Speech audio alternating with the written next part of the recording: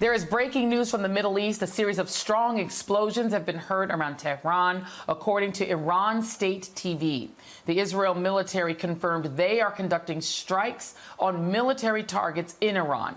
NBC News reports the strikes appear to have been targeted at barracks and weapons depots. Joining me now is correspondent Raf Sanchez in Tel Aviv. Raf, what do we know as of now? So it is 2:30 in the morning here in Israel, and the Israeli military has just released official confirmation that they have begun what they are calling precise strikes on military targets in Iran. They are saying this is in response to what they're calling months of continuous attacks from the regime in Iran against the state of Israel. Now, this statement does not specify exactly what and where they are targeting, but it is notable that they say that these are military targets because there had been long-running speculation that Israel, in response to that wave of ballistic missiles fired by Iran on October 1st, could attack Iranian nuclear facilities, could attack Iranian oil fields.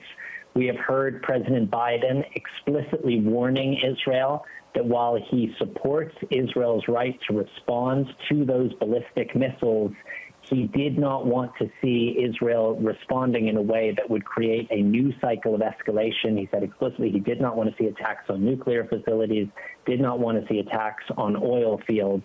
Right now, Israel is saying it is targeting military targets. Now, what we know from Iranian state media is a series of explosions have been reported in the Tehran area. We don't know exactly at this point what it was that was blowing up, but this is Israel striking apparently around the capital of Iran. Now, this attack has been some 3 weeks plus in the making. It has been very publicly telegraphed by the Israeli military. Just 2 days ago, we saw Israel's defense minister at an air base in the south of the country. He was meeting the pilots who would be responsible for carrying out what is a complicated, complex, long-range bombing operation. And he was explicit that Israel would retaliate for that October 1st attack. Now, Secretary of State Antony Blinken was here in Israel earlier this week, and basically his parting words to the Israeli government as he got on the plane to leave this country was that Israel should not strike in a way that creates a new cycle of retaliation. And it remains to be seen at this point exactly what Israel has hit, exactly how sensitive the targets are, and then, of course, how Iran may respond. The Israeli military says its forces are on high alert to repel any Iranian retaliation. And the United States military, for the first time since October 7th, has moved forces into Israel itself, some 100 U.S. Military service personnel responsible for operating a sophisticated air defense system that was put in place exactly for the purpose of helping Israel respond to any Iranian retaliation. So again, the Israeli military has confirmed it is carrying out what it calls precise strikes against military targets inside of Iran. And Raf, just one quick follow-up is how are we interpreting the term military targets? Because we know when it comes to Gaza, there's been a relatively loose interpretation of what the IDF considers to be military targets. Do we know how close to population centers these explosions are taking place? You're talking about outside of the capital of Iran. How close are we talking about to population centers? So, exactly as you point out, these explosions are happening in the greater Tehran area. Tehran is a large city. The greater urban area is a significant landmass. So we don't know exactly whether these strikes are happening inside what we consider the city proper, whether they're happening on the outskirts or not. It's worth saying that Iran is a nation state. It has a traditional military. It has clearly signposted military installations. So this is different from Israel, fighting against non-state actors, militant groups, Hamas in Gaza, Hezbollah in Lebanon, who, as part of their modus operandi, operate in some cases from within civilian areas. If Israel wanted to strike clearly designated military targets inside of Iran, it would be able to pick those targets. I'll just give you a couple of examples. Iran obviously has airfields, it obviously has weapons depots, and it has military barracks all across the country. Raf Sanchez, thank you very much. If you have any additional information, you're in touch with our producers, and we'll bring you back if there's any further developments. Thank you so much. H-Town.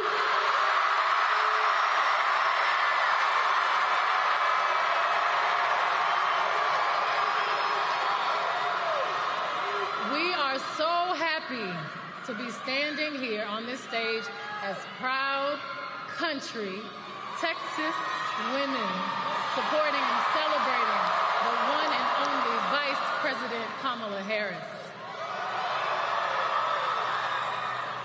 A woman who's been pushing for what this country really needs right now: unity. It's impossible not to feel the energy in this room, the positivity, the community, the humanity. We are at the precipice of an incredible shift, the brink of history. I'm not here as a celebrity. I'm not here as a politician. I'm here as a mother.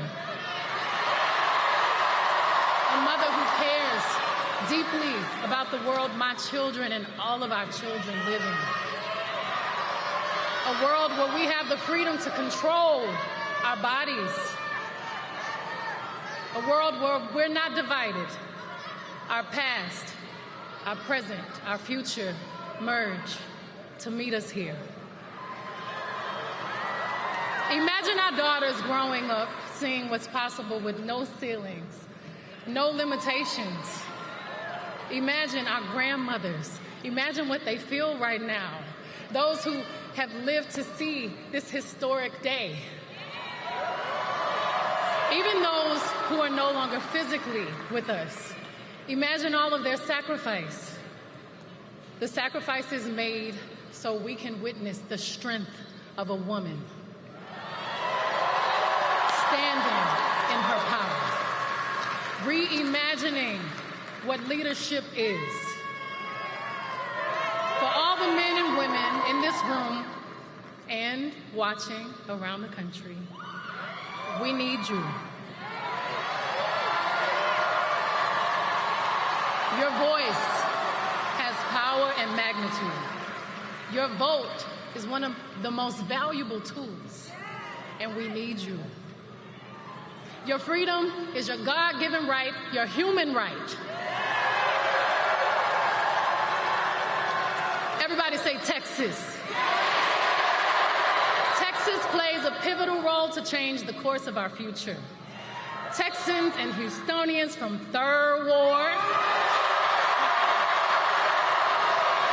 River Oaks, Sugar Land, 5th Ward, Ailey, Memorial, Southwest Side, North Side, all the way down to Mo City.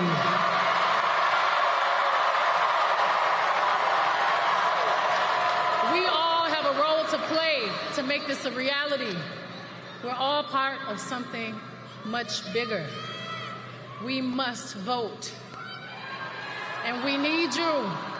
It's time to sing a new song. A song that began 248 years ago. The old notes of downfall, discord, despair no longer resonate. Our generations of loved ones before us are whispering a prophecy, a quest, a calling, an anthem. Our moment right now, it's time for America to sing a new song. Our voices sing a chorus of unity. They sing a song of dignity and opportunity. Are y'all ready to add your voice to the new American song? Let's do this, ladies and gentlemen. Please give a big, loud Texas welcome to the next President of the United States, Vice President Kamala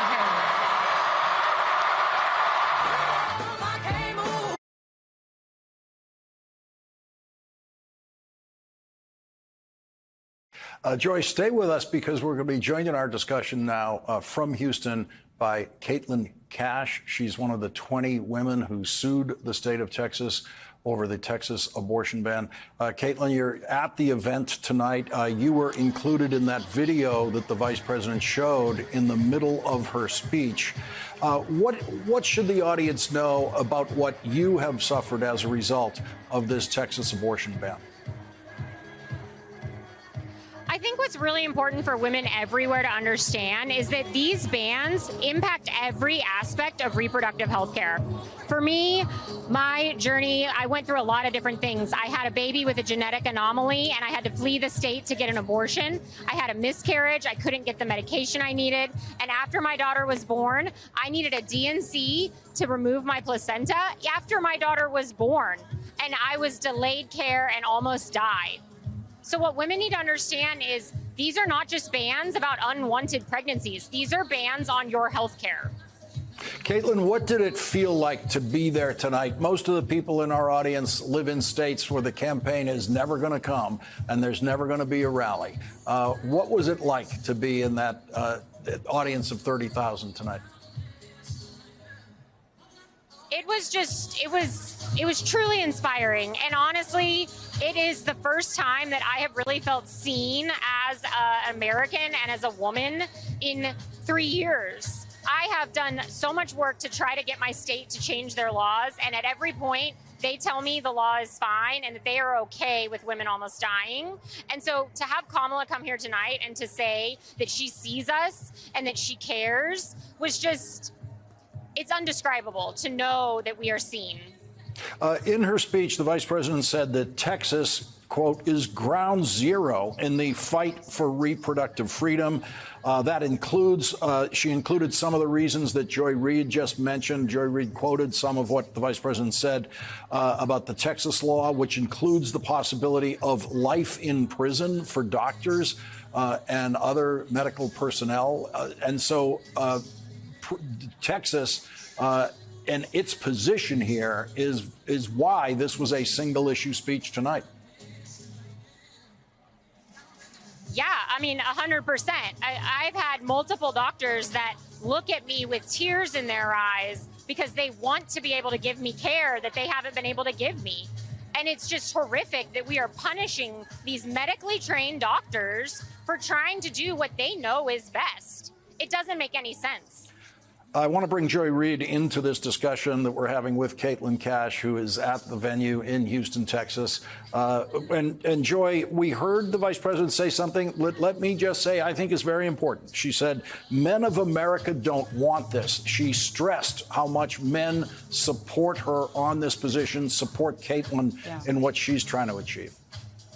No, absolutely. Because, I mean, I think that thinking about abortion as just a woman's issue forgets that women who are in crisis pregnancies have loved ones, have husbands, have children. You know, they're leaving behind. If women die, they could be leaving behind a son. They're leaving behind a spouse. You know, just this statistic alone, Lawrence, Texas maternal mortality rate is up 56% compared to an increase of 11% nationwide since the end of Roe. We're talking about women dying, and that is a deprivation to their entire family. Abortion is not just an issue for women. It's also about men. It's also about men who have a wife or a spouse that has an ectopic pregnancy, as you said, a wanted pregnancy. It's not just about elective abortion or even abortions through the tragedy of rape or incest. It's about just basic health care. When we were there, the OBGYN that was at the table with Vice President Harris was talking about how many doctors are leaving. Vice President Harris talked about the fact that if doctors leave the state, that means that no one can get any kind of health care when it comes to OBGYN care or women's health care at all. So these are family issues. And so Texas unfortunately is at the front line of depriving women of a right that Republicans would like to see deprived for every woman in this country. And so it is really important, I think, that the vice president came in a big way to do a single issue speech to say this has to stop so that the whole country doesn't become just like Texas. Caitlin Cash, the vice president, made a very important point, which was also a good line, where she talked about Texas is trying to get people's medical records if they go to other states. The vice president said Donald Trump won't release his medical records, but he wants your medical records. And that is a reality for people in Texas, isn't it? Yeah, it is. Our attorney general has made it very clear that he is going to use everything in his power to go after women that have done this, including our medical records. And it just makes no sense. I mean, again, you talked about this being an issue for men. I remember as they dragged me out to go to surgery, looking at my husband holding my hour-old baby and wondering if I was ever going to see him again and how he was going to parent without me. And that's what he thought for the 2 hours that I was gone and in the operating room. Is how am I going to raise our 6-year-old without my wife? How are we going to raise this new baby without my wife? I mean, it's all ludicrous. It doesn't make any sense. And it's not about protecting unborn life. It is about controlling women's bodies and forcing birth regardless of the circumstances. Caitlin Cash, I am very sorry for everything that Donald Trump and the Texas government has put you through. Thank you very much for joining us tonight and sharing your important story with us. Thank you so much for amplifying my story and for helping me tell America. I appreciate it. Thank you. The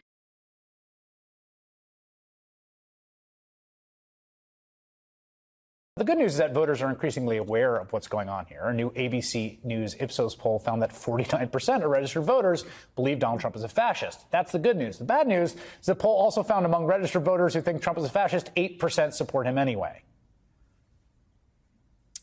Something we need to seriously reckon with heading into this election. Millions of Americans who see Trump as fascist are voting for him. He also might win. It's still a toss-up. The last thing you want to happen, I think all of us agree, is that the outcome to become a kind of mandate for fascism in the United States, right?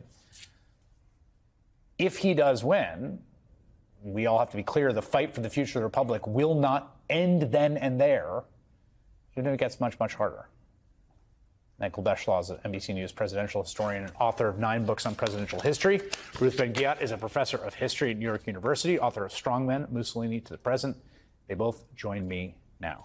I want to play for you something that happened, Ruth, because I thought it was sort of a perfect moment of this weird. I mean, one of the things about this mode of politics is that it's both sort of troubling and awful and also like ludicrous in equal measure, right? The sort of like dear leader stuff. Here's Trump calling into a News Nation town hall to kind of to like get a pledge of allegiance and loyalty from J.D. Vance. Take a listen. We have a call right now from former President Donald John Trump. I do have a question, and I think it'll be quite an interesting one. The answer should be easy. How brilliant is Donald J. Trump? But here's first of all, sir, of course, you're very brilliant, and we both agree. So at one level, it's like it's a joke, it's a bit, but it's also like that's a putting him in his place and making sure, and that is a form of politics I just haven't seen in my lifetime in America. No, because these are authoritarian dynamics where political elites must be constantly demonstrating their loyalty, and the leader stages occasions for them to do that. And the other side of this is that there are many occasions of ritual humiliation where elites who maybe have strayed a bit or they haven't proclaimed their dear leader sentiments for too long are ritually humiliated in front of the cameras, always on television. And so the leader keeps order among political elites. It's also called divide and rule, where you pit them against each other so they can compete for your loyalty. And that's a typical thing in all the regimes I've studied. And Donald Trump's been using his campaign to actually kind of manage the elites in this way. Even his vice presidential pick is not exempt from this. I mean, the ritual humiliation thing's interesting because I've been so struck by it and thought that there just was like dozens of Republican office folders who just had a humiliation kink they've been hiding the whole time and now are just really psyched to be able to sort of do it. It really does look like it. It's also just it's just a different mode of, again, even at the rhetorical level, like the enemy of the people and the blood, you know, the poisoning the blood, these sort of constructions that just feel like they come from a fundamentally different place than like small d democratic politics. But they do. The language comes out of Hitler, it comes out of Mussolini, comes out of fascism. 500,000 Americans, young people in World War II, most of them young people, lost their lives fighting fascism. That's something that everyone has known in this country for decades. You could not have elected a fascist in 1952. Too many people knew the cost of fascism. But here we have, just as you're both saying, we have never in all of American history had any major party nominee promising to be a dictator for a day or suspend the Constitution or pit the Defense Department against political enemies. And the thing that I think has made this difficult, and I think there's a million reasons why this race is essentially statistically tied. Of course. I will pick them over probably till I end up in the grave. Right, all of us. But one of them has to do with this weird, is he joking, is he not dynamic.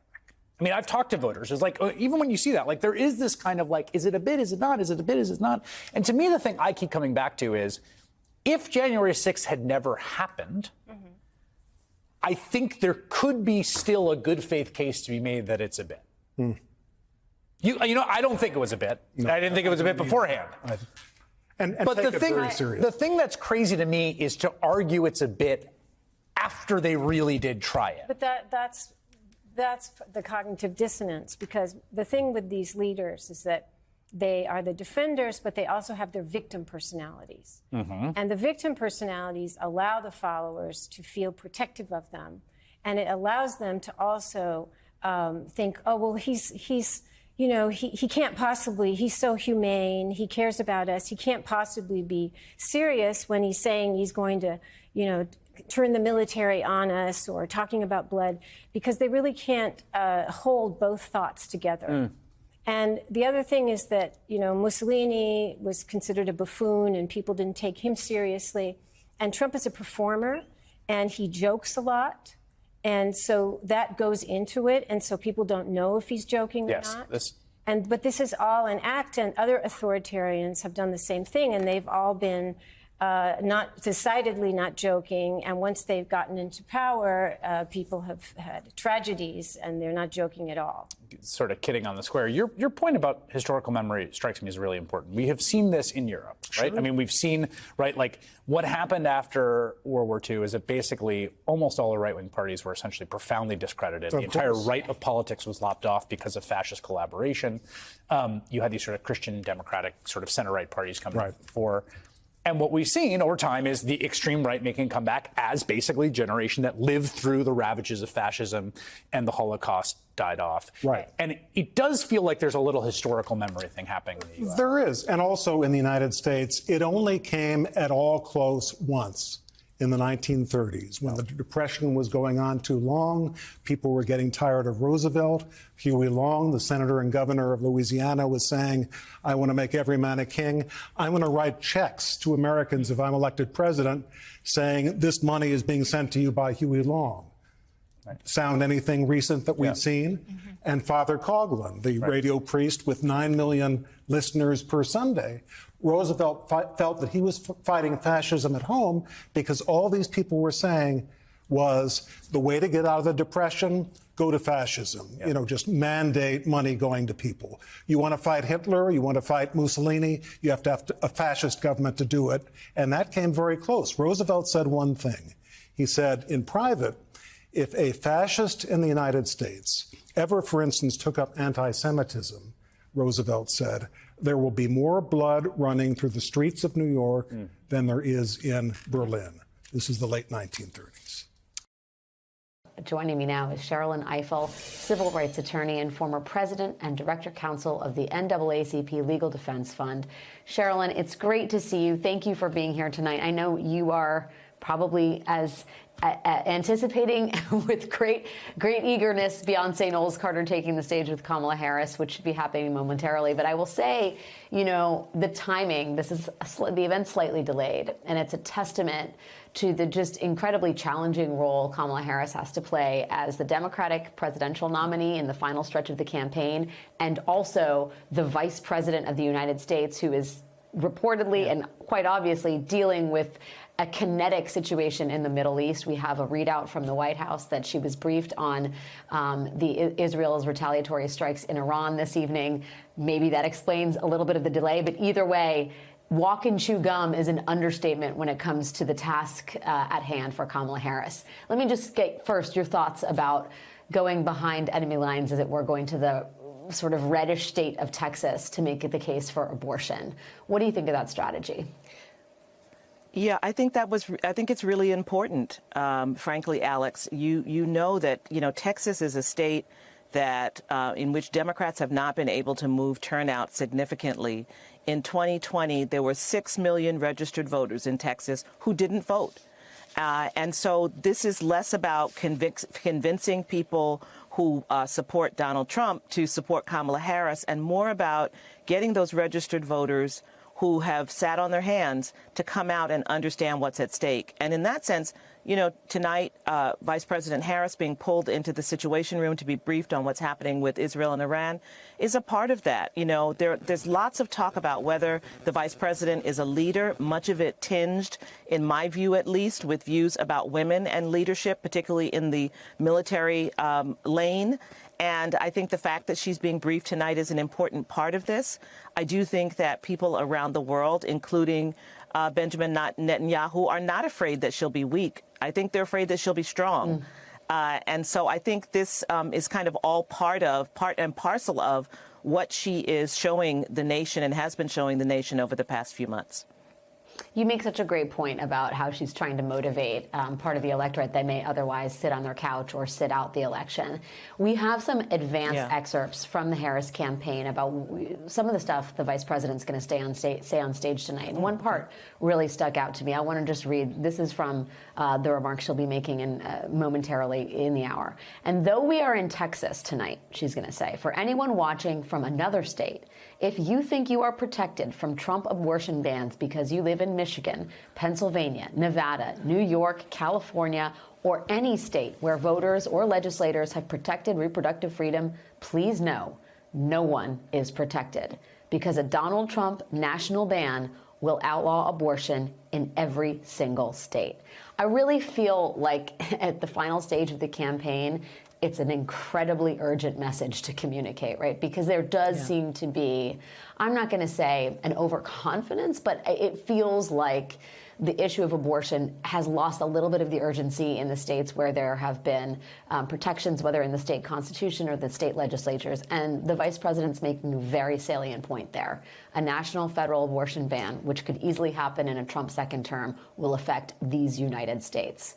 What do you think about, you know, underscoring the urgency of that, Sherilyn, and what else the vice president needs to do to make that case? It's so important, and I think the only piece missing is that the reason we are here and the reason we have, you know, some confidence that if Donald Trump signed a national abortion ban, that it would outlaw abortion around the country is because there's also a Supreme Court, you know, with 3 members appointed by Donald Trump, who have demonstrated their willingness to allow these kinds of abortion bans to go forward. And it's dangerous for women all over the country. But, you know, fill in the blank, Alex. We can say this about everything to do with Donald Trump. Donald Trump wants to punish his enemies. He wants to prosecute those he thinks oppose him. There are people in, you know, your industry, in the legal profession, who also believe they will be immune from that. And the truth is, no one is immune. Today, we heard that the Washington Post did not post an editorial opposing Trump and endorsing Vice President Harris because perhaps, this is the story, the owner is worried about losing business deals if Trump becomes president. All of the people who are cowering right now are convincing themselves that on the other side of this, they're not going to face the wrath of Trump. But a dictator is never satisfied, and a dictator as egomaniacal as Trump would likely be, who needs constant obeisance, including from the business community, is never going to stop. And so no one can believe that they are above this. And everyone should understand that sooner or later it will come for them. This is when we should be holding together as a nation. I, too, would like groceries to be cheaper. But most importantly, I'd like to live in a democracy. And so first things first, I think it's really important for Americans to be mature in this moment, to face and to confront what the reality is, the danger is that we are facing, and do what is necessary to protect the republic. And I think Kamala Harris has been making a great case for that. I think her calling Donald Trump a fascist was important. The tiptoeing does not help anyone. Let's get this fight on the terms that it belongs. Let's talk about this on the battlefield that is appropriate to the moment. And I think Harris is really closing her case with that in mind.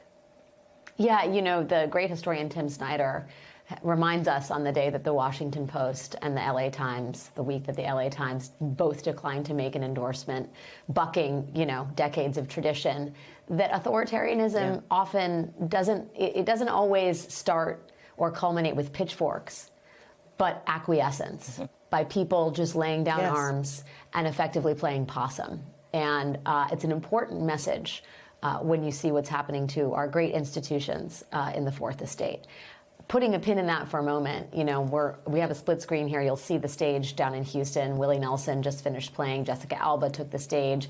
There are a number of stars that are taking the stage, but there are also women that we are told by the Harris campaign who have stories, horror stories, about their own reproductive challenges, who are going to be telling their stories tonight. And I think one of the things that really distinguishes the conversation that we're having nationally about abortion is from other moments when the issue has been on the front burner, is the fact that women and their experiences have been placed front and center, and that one of the ways Democrats have really underscored the urgency and the sort of wrenching horror of these abortion bans is by telling the stories of what happens to normal, everyday folks as they navigate a landscape that has been just completely adulterated by the Supreme Court's decision. There's a new ad out today from the Harris campaign, and I was struck in a season of really just powerful storytelling. This, to me, is maybe the most powerful ad they've put out yet. This is about Andrea, a young woman who very much wanted to start a family. Let's take a listen to that ad.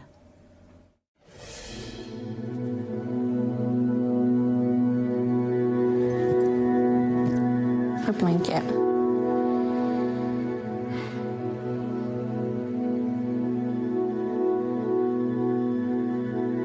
First of all, I'm the one that got rid of Roe v. Wade. Do you believe in punishment for abortion? There has to be some form of punishment. For the woman? Yeah, there has to be some form. Women will be happy, healthy, confident, and free. You will no longer be thinking about abortion. That's all they talk about, abortion.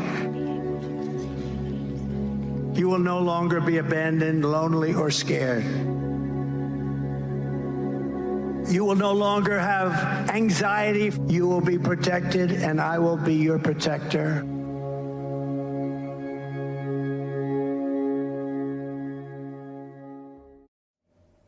Sherilyn, to juxtapose that woman's story with the sound of Trump praising his decision to appoint Supreme Court justices who would end a woman's right to choose this powerful stuff, what's your reaction to it?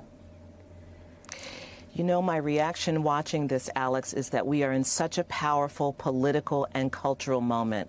You know, women have been conditioned to remain silent about a part of our lives that's so important. We start out as girls being quiet and furtive about getting our periods. We don't talk about publicly about abortion. We have been taught not to do that. Women don't talk about miscarriages. Women who have miscarriages always say, I didn't realize so many people have miscarriages. We don't talk about menopause. And over the last 2 years since the Dobbs decision, we have heard women talking about all those issues. They think they're scoring when they talk about tampon Tim Walz, or when they try to, have Trump saying you're going to be protected. I think women are feeling a liberation.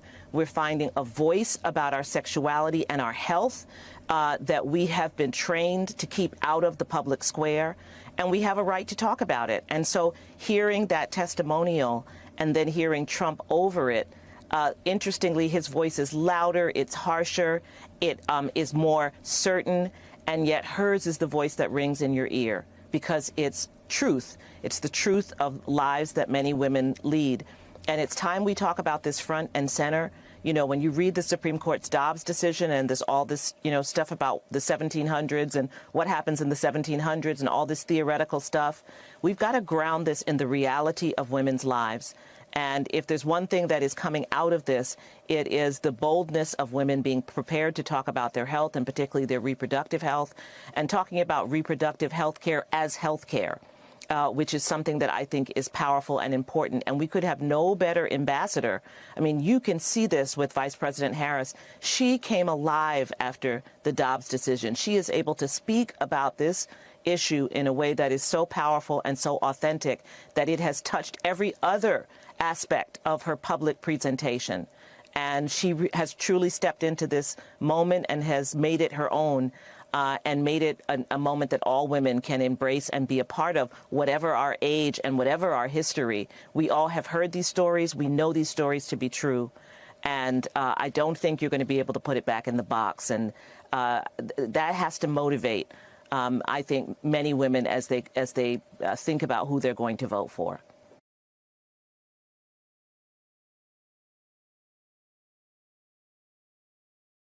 Remember, we are 11 days out now to the election, but in North Carolina, more than 2 million ballots have already been cast. That is a quarter of the registered votes in that state, and there is intense scrutiny, not just on the race for the White House, but the race for governor there, especially with scandals surrounding gubernatorial candidate Mark Robinson, including online comments on a porn site in which he called himself a, quote, black Nazi. Joining us now, North Carolina Attorney General Josh Stein. A.G. Stein is the Democratic nominee for governor of North Carolina. Thank you very much for joining us. I know your state has been through a lot in these past few weeks, and it's been tough going down there. First off, there's concern. I certainly had this concern after I saw that flooding in Asheville and the surrounding areas, that the people there would have a harder time voting.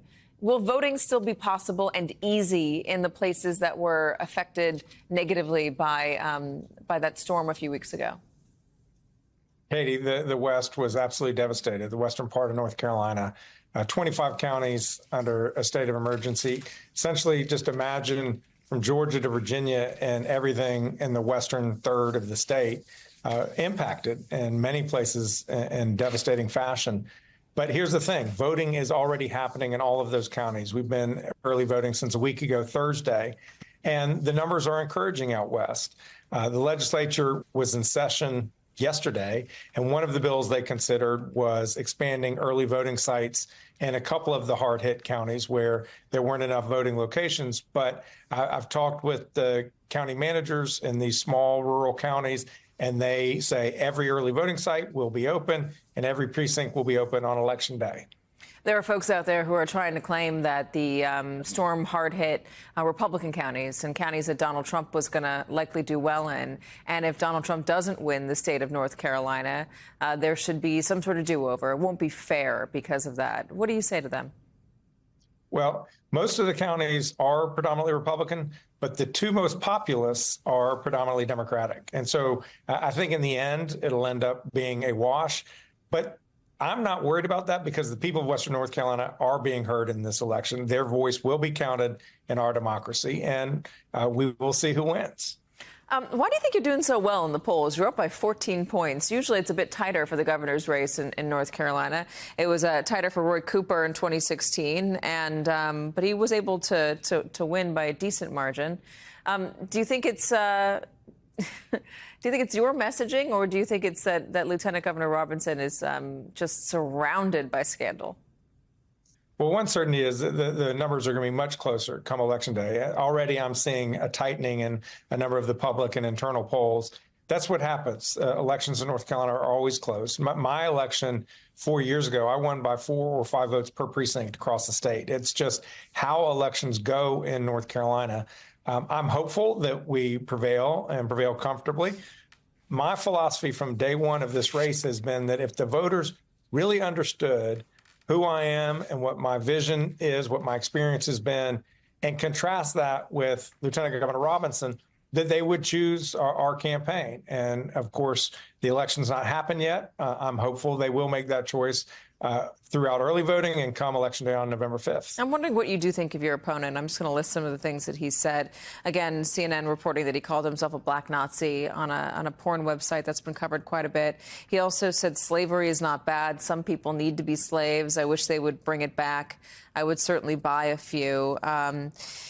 He's said that abortion is really about women who can't keep their legs closed or who can't, their skirts won't stay down. He's referred to Muslims as invaders. I mean, he said a lot of pretty outrageous stuff. How is a guy like that at the top of the ticket for the Republican Party, in your opinion? I hope it's because enough voters didn't know how awful his views are. The CNN story just filled with despicable revelations. But there's not a person who has studied this race closely in recent months who needed that story to know that he is singularly unfit to be the governor. He shouldn't hold any office of public trust, let alone the governorship. And so I am absolutely committed as a North Carolinian, independent of what I want to do as governor and what I believe my qualifications are. I am desperate to win this race so that that man is not my governor, is not the governor of North Carolina, is not the representative of the people. And, you know, we're working our tails off to get that message across. If viewers want to learn more, help out, do phone calls, contribute, joshstein.org. Josh, Lieutenant Governor, Attorney General, I'm so sorry. What's your biggest priority? What do you want to do if you get elected? Public education. Well, obviously, priorities have now been impacted by Hurricane Helene. We have to do everything we can to help the folks of Western North Carolina get back up on their feet. But over the long term, strengthening public education. We've always been immensely proud of what we've accomplished in our public schools in North Carolina, and yet our Republican General Assembly is hollowing out public schools in this state. They have dropped us to 48th in the country in per pupil investment, which is a disgrace. They've now got universal vouchers for anybody who sends their kid to private school, no matter if the kid ever went to public school, no matter what the wealth of the parents are. $500 million they're taking out of public education to give to unaccountable private schools. So reorienting the state's commitment to our school children, who are the workforce of the future. We all have a vested interest in their ultimate success. Attorney General of the great state of North Carolina, running for governor, Josh Stein. Thank you very much for joining us. Thanks, Katie. And we've reached out to Lieutenant Governor Mark Robinson to join us on this show. We have not heard back from him. He has not responded. New denials from Donald Trump after that damning reporting in the New York Times and The Atlantic claiming Trump spoke positively about Adolf Hitler and said he wanted generals like Hitler's. Trump now says that never happened. The Atlantic is reporting that you said that you wanted the kind of generals that Hitler had. Is that something that you've ever said? No, I never said that. I would never say that. It's a rag that he made up stories. He's done it before. It's a failing magazine. Right before the election, it's just a failing magazine.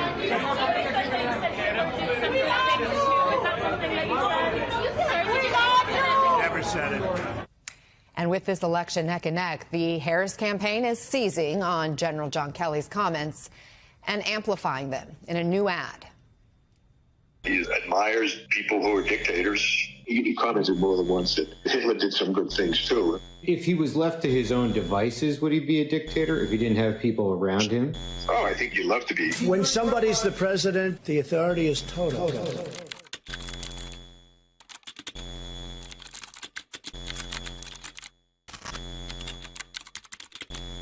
I'm Kamala Harris, and I approve this message. With us now, Matthew Dowd, senior MSNBC political contributor who served as chief strategist to the Bush-Cheney 2004 campaign. Matthew, always good to have you here. Is this the ad and the issue that could motivate those soft Republicans who don't like Trump but are hesitant to back Harris?